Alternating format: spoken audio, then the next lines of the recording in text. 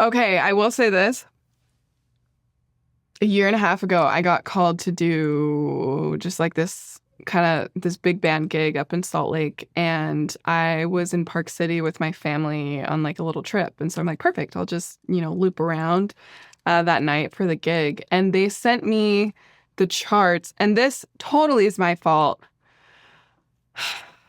I didn't read the music ahead of time because I was like cocky in my sight reading abilities.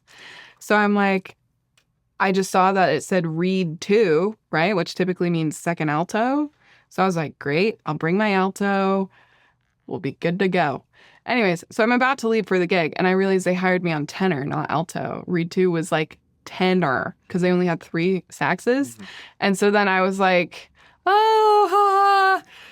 I was able to get a tenor in time, but that was like a thing of nightmares. Like showing up without reed, showing up without the right instrument. Like that is so scary. I have nightmares that I get up to play a solo and instead of blowing through the instrument, I sing into my horn instead. And I don't know what's going on with me. And I go,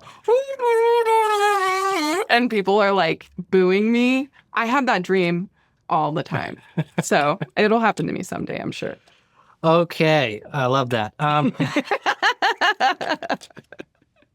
Let's get into some of the music business stuff. Okay. I know that you've really carved out a path on your own through social media and music business avenues. So I want to make sure that we get into some of that. Let's see here. I have in jazz, the traditional path was gigs, touring, and teaching. How do you see the modern career path shifting? That's a good question. I'm only 23 years old. I don't know much. But if I were to say something, I think through social media, a lot of more, routes have opened up for people who want to make a living playing saxophone. Because like you said, it's like you either teach or you gig. That's like the 2 things. And I'm not particularly like, I only want to gig or I only want to teach. I kind of want to do both. And I mean, overall, I just want to be a rock star, right? That's my Hannah Montana is still within me, right? That's my ultimate goal. But I think social media allows you to do both. I think it allows you to work with people all over the world. I mean, you don't have to just be stuck teaching one-on-one lessons for like $30 an hour, which also isn't like really feasible either as to make a living. Like, I don't know about you, but I plan on like, being able to not live in just like a cramped apartment for the rest of my life. And maybe that's ambitious. And in this economy, maybe it is, but I'm like, that's what I'm planning on. And so I think I'm also, I saw my dad who really paved his own way within the industry too, and like made a good living off of it by finding what he's good at. And so I've really taken my inspiration from that because, I mean, my dad's a good player, but he's an even better educator. Like I've grown up watching him still in awe. Like I got the same degree as he did.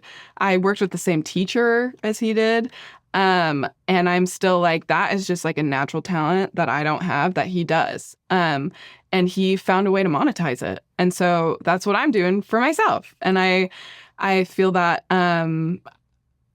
also learning to sell yourself as a brand, not just your playing, but I mean, there's a million people that can probably play the same thing as you, but there's only one version of you playing that. And so monetizing and like creating a brand of not just your playing, but you as a person, I think is a lot more feasible with social media. Mm-hmm. I love that.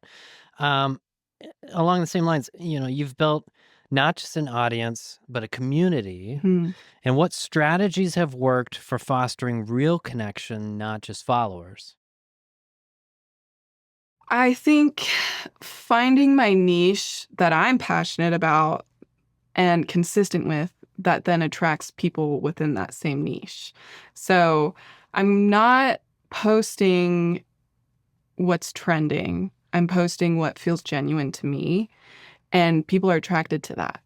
I do see, other creators or other artists that have way bigger platforms than me, but get very little engagement, as far as like ratio from followers to engagement and views. And it's because they're just posting what goes viral. They're not posting what is unique to them and builds a consistent following. And so I think for me, I've really set my brand around just this like soulful playing. And so within that, it's kind of funk and like jazz ballads. Those are my two things. And so I think my followers see that and they obviously love it. And so that's what I post. That's what I'm confident and good at. And then they eat it up, I guess. They enjoy it. So, Well, yeah, exactly. I think the authenticity, yeah.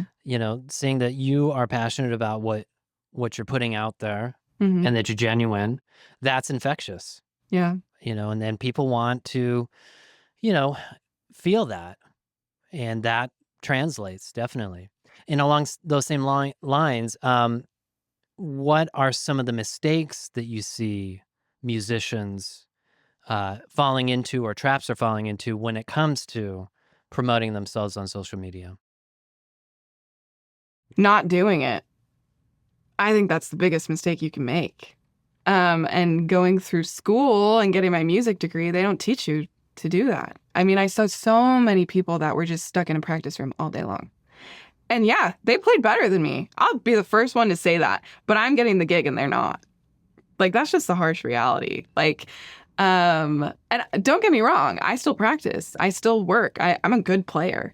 But I'm also, I lost my scholarship because I was spending so much time networking that I didn't have time to do all the millions of ensembles they wanted me to do. And I said no, because I'm like, I'm going to instead spend my, 4 or 5 years here building up a career online. And then as soon as I graduated, I came straight to LA and I'm working full time as a social media like creator and a saxophonist. And I cannot say the same for some other people in my program. But I lost my scholarship because they punished me for doing that. And a lot of my other, people in the program, which are great players, are great people, but they were in the practice room. They were doing like 5 ensembles, which, not saying that you should never do that. I think there's definitely a time and place for that. But if you're not out in the real world, posting, gigging, networking, connecting with people online. I mean, for the past 2 years, I've been connecting with artists in LA, knowing I was going to move out here.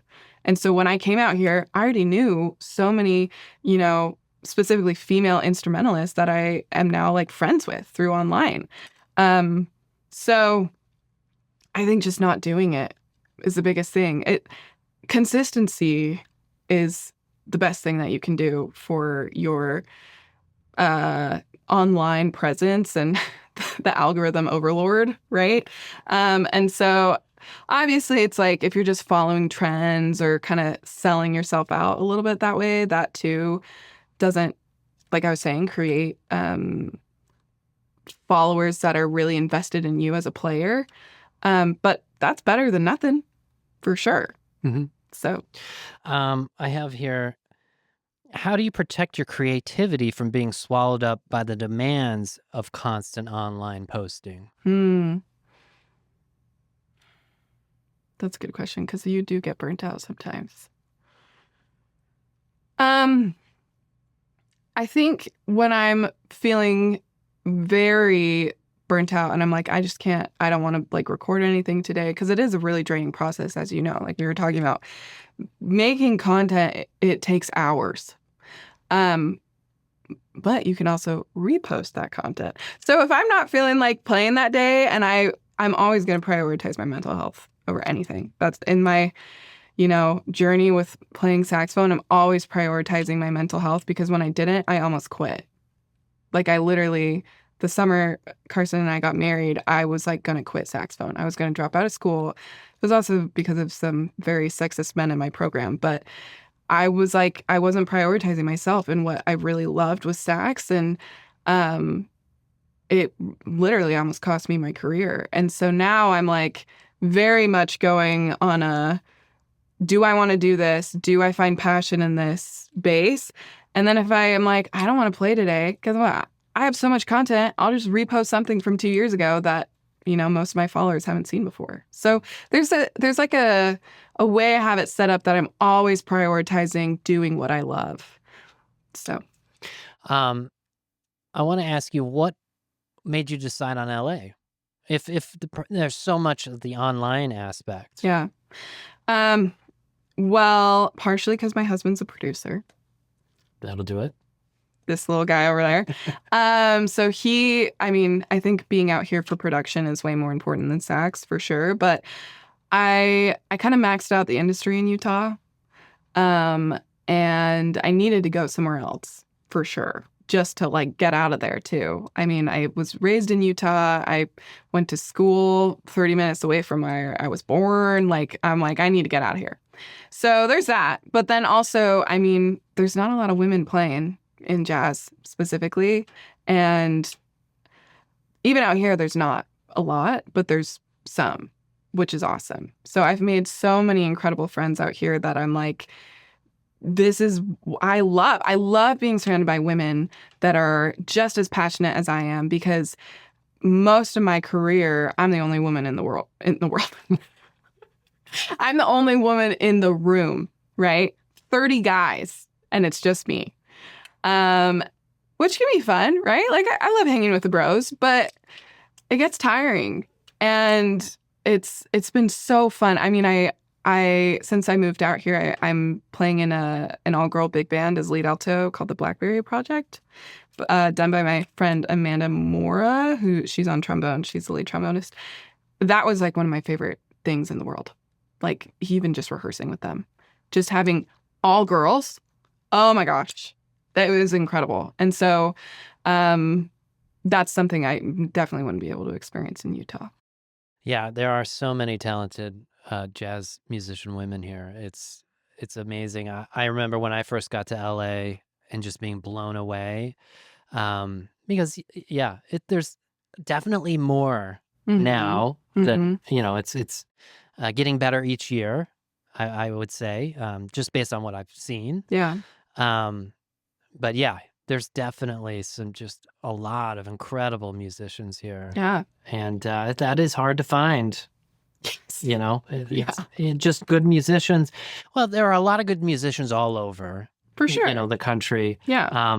But in one community, Mm-hmm. even though LA is tough to get around sometimes, but they're here. Yeah. I want to do a lightning round. Okay, now some of these questions can be answered in one word. Okay. Some you might want to elaborate on, but they're all music business oriented. Okay. My two favorite things. I love it. Before we keep going, I want to mention something that can help you organize your practice and really connect the dots. It's called the Modern Pentatonics Crash Course. Unlock modern jazz sounds with 5 notes. This 95-page workbook is packed with detailed exercises, visual diagrams, key insights, and transpositions for every horn. And the best part, each of the 5 sections comes with its own video lesson where I demonstrate the concepts in real time so you can hear and see exactly how they work. It's designed as a companion to the lessons on my Next Level Sax YouTube channel, but it goes much deeper with in-depth analysis, breakdowns, and exclusive exercises you won't find anywhere else. And honestly, for the amount of content you're getting, 95 pages plus video lessons, it's now available for an incredible value. So if you're ready to bring fresh colors and modern lines into your solos, grab your copy of the Modern Pentatonics Crash Course today. You'll be amazed at what 5 notes can do. Okay. Instagram, TikTok, or YouTube, if you could only keep one. Instagram. Why? Because I think that's where you really build up a fan base. I think I have a platform on all of them. But I think Instagram is where you're it's the platform where you're seeing the content from people you follow. So your followers are going to be seeing you a lot more. That's where I see the most engagement by far. Better investment, new mic or new camera? New mic. Why? Because I don't think people care as much about camera quality. Like iPhone cameras, I think work great. If anything, it kind of like people like the not very formal content creation, but they do really appreciate a good sound. That for sure is important. Yeah. Yeah, I kind of had to get over the video quality thing. Yeah. Like I And really you kind of just can't have good video quality, right? They like turn it down. Have you noticed that? They make your videos fuzzy. You're like, I spent so much money on this camera for them to make it look worse. What? Well, I had to learn that you can't do 4K. Yeah, no, you can't. That took me a while. Yeah. Because like the sound would be out of sync Mm. in the way that it would, and I was like, what is happening? Yeah. Like, yeah. Do you batch your content or post in the moment? Or both? Batch your content. Is that like I like film it all in one day and then Yeah, like you've you basically are filming a week's worth or a couple days worth or a month's worth, and then Oh yeah, I'm not capable of that. No. If I do one video, it's going to take me 6 hours. No. Yeah, I mean what I typically do is I post every Tuesday and Friday. And I'll film Friday's video on Thursday. And then I'll like start in the afternoon. I'll practice a little bit. I'll record it. I'll edit it together. Carson, my husband, will help me mix it. And then I edit the video and then I schedule it across all platforms for the next day at 10 a.m. So that's kind of how I do it. Like every week I do record. And then with Tuesday, it's typically my viral videos are typically Fridays. And then Tuesdays are more of my like maintenance days. That makes sense. And so I'll post just kind of, it'll maybe be a repost on Tuesday, or it'll be like just a video of me jamming that's not as like high quality. And it'll take me like 30 minutes to record instead of like a whole 6-hour process. Did you pick Tuesdays and Fridays just because that's kind of what you fell into and that's what people expect? Or is there a strategic reason other than that? I think, yeah, it's like, that's where I found my consistency that worked with my schedule, and also just that I found people engaging with. I mean, posting on the weekend, people are naturally on their phones more, and so they'll see it more. But yeah, I mean, I've just found that like Friday mornings are just the sweet spot for me. But I think overall with social media, anybody that asks me about it, this is like immediately my one-liner that I give them is it's 80% consistency, 20% luck. So it's like if you're consistent for however long, someday that 20% luck is going to kick in and you're going to have something do well, and then you'll build off of that. So it's like if you have the consistency, no matter what day you're posting on, it's going to kick in eventually. Oh, I love that. One app or tool every musician should be using. I have 2 answers. Okay. I think app for practicing Audio Stretch.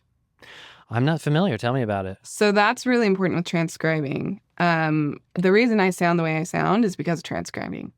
I think saxophone, becoming a good player is like you imitate, I don't know, 10 of your different favorite artists, and then you kind of just pick and choose what you like from each of them, and then that creates your own sound. But it's a great imitation game with it.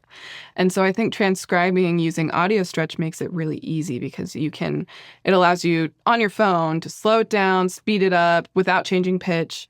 You can loop things, you can sustain a note when you're transcribing by ear, so it makes it so much easier. So I've transcribed so many songs, and that's what allowed me to really get in the nitty-gritty with it. So Audio Stretch, that's my favorite app for that. And then, I mean, it's stupid, but CapCut for TikTok. I mean, that's where I can really quickly edit my videos on my phone. I think that's just the best way to go about it, for sure. Yeah, I gotta check out that transcription. Yeah, it's awesome. Yeah, because I typically use I just go on YouTube and then I'll just slow it down and I just keep hitting J, Oh my to go gosh. back 10 seconds. It's like pretty This is going to inefficient. change your life because, oh my gosh, that cursor, I can't like sliding it back and forth. It's so bad. So with this, you can physically drag the audio file to where then you see the sound waves. So you can it's just incredible. So it'll be great. And then can you loop then? Yes. Yeah. You can slow it down to 60% and loop it. And then I think that's where the magic happens with transcribing for sure. Yeah. If it's really challenging, I'll use transcribe, Hmm. but you have to have the audio file. Mm-hmm. So I have to find it somewhere. If I have to download it, which is Roundabout ways. fine. It's just an extra step For sure. Okay, hashtags: essential or overrated? Essential. But they look so cheesy. Oh, I hate it. It's so cringe. I hate it. And that's so like Gen Z of me to say. But like, oh my gosh, I'm embarrassed every time I use them. But you have to do it. It's just, it helps the algorithm categorize what your video is, especially on TikTok. Cause like you have to like, I think now they only let you do 5 hashtags, but it'll categorize at the top what your video is, so then people can look at more videos like that. But without the hashtags, I think it's a lot harder to get your video to the right audience. So it looks stupid though. I hate it. But I mean, I just use the same hashtags every single time, like saxophonist, saxophone, music, musician, jazz, funk, viral, trending. I use those. Yeah, I actually took a course once on Instagram, just like a day thing, Oh, interesting. because I had no idea anything about it. This was years ago. And they said that you want to niche down for your hashtags Mm-hmm. because 1 million people post saxophone. Mm-hmm. But those people might not be the people that will follow you into a more deep connection, so to speak, For sure. as Yeah. opposed to like Daddario or something. Mhm. You know what I mean? Yeah. So I'm always trying to figure out, is that true, or what's the best? Yeah, I mean, I think I always try to have a hashtag. Like I do the usuals, like I mentioned, and then I'll have a hashtag that's specific to the song that I'm playing. So if it's like Stevie Wonder or Michael Jackson or jazz standard, or, on TikTok, a really good thing that people should try to take advantage of is people post like photo dumps to what they think of as like aesthetic sounds, right? So jazz is one of those things. And if you can get people to recognize it as a vibey, dreamy thing, they're going to post using your sound. And then that will get you millions of streams, literally. So also like reaching that audience. So it's like your intended, it's like if you want people to use it for their posts as more of a vibe setter for their posts, or if you want people to like see you as an artist and follow you as a fan, it's kind of like what your overall intention is with the video and the audio itself specifically. Followers or email list, which matters more long term?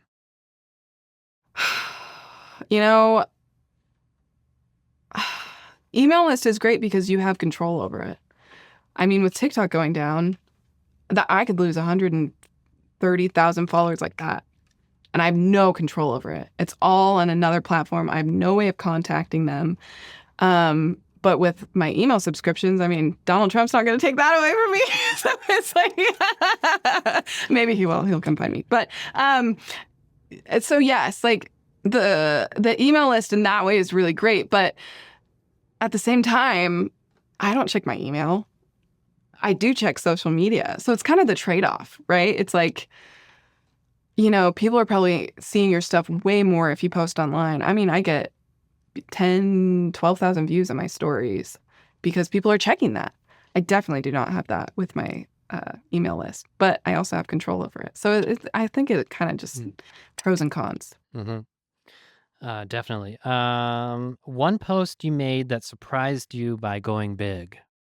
Oh, the Isn't She Lovely one. Have you seen that one? Did you? Yeah. Every time I post it, it goes viral. Every single time. And here's what I think it is. I think I got the perfect mic placement. And I've never been able to recreate it. Never. It pisses me off. But I think people just really see my personality in it. I mean, I like do a little hook at the beginning where I'm like, watch this. And then there's movement. And so I think that also catches people's attention. But I think, I don't know, it was a combination of hook, movement, personality, good tone, and a recognizable song. But I had no idea that was gonna, and it's still like every time I post it, I gain like 10,000 followers. Genuinely, it's great. And when I don't want to record, I'm like, I know something that'll work. So I'm just gonna pull that out. But yeah, Well, that's a great one to have in your back pocket, definitely. for sure. Yeah. Scheduling apps, yes or no? Like third-party apps? Yeah. I've never used that. I only schedule through Instagram, and then I also just cross-post that to Facebook. That works great. TikTok scheduling option, horrible. I hate it. So I just post on TikTok and YouTube. I just post. So no, I don't use those. It would probably make my life easier, though. I mean, I post on Instagram, Facebook, TikTok, YouTube every single time. So 4 different platforms. I mean, it gets like a lot. Twice a week. Yeah. And managing everything on all platforms. I mean, yeah. Yeah. Maybe I should get into it. Well, I'm only on two platforms primarily, consistently, Instagram and YouTube, but I'm doing that every day. Ooh, so scheduling would probably be way. So, yeah, I find sometimes if I can get a week scheduled, that really frees up a lot of time. For sure. But it takes me a whole day to do it. Yeah. So it's kind of a trade-off. I will say, if I schedule a post, I'll forget about it. Like if I'm forced to like post it myself, then I actually engage with what people comment, and because I get so many messages and DMs and all this stuff, and so it's kind of easy for me to be like, oh, I'll schedule ahead, and then I just forget I did it. But that's true. You definitely have to check at least every day. Yes. Yeah. Yes. Do you think AI is a threat or an opportunity for jazz? It's kind of a loaded question. That is a loaded question. I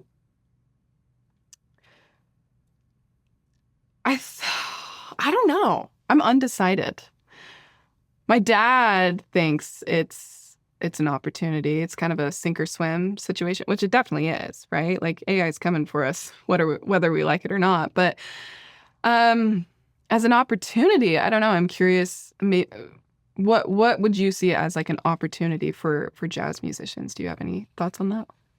Well, I mean, certainly in the AI or in the social media sphere, jazz musicians still need to use that, and AI can be super helpful in helping to refine the content in some way. If that's helping to test certain taglines or whatever it might be, or coming up with strategies. It can be great for brainstorming.